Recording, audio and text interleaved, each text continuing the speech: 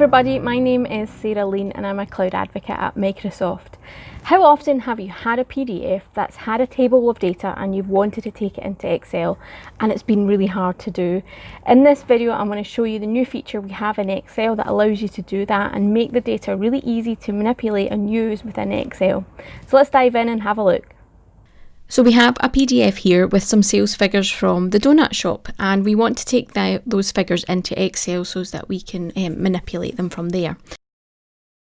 So if we open up Excel and create just a blank workbook, what we want to do is click on data and then we want to say get data. Now we have lots of options here, but if we click on from file, we will see that we have the option to select the data from PDF. So we point Excel to our PDF file and let it gather the information about that document. We'll then get a dialog box giving us some information about where Excel has pulled the data from. And as we can see here, that it's found our table of data. So we click on that table and we have two options. We have this transform data option, which would open the Power Query, which would allow us to do some data manipulation and transform the data if we needed to, but we're happy with the data as is.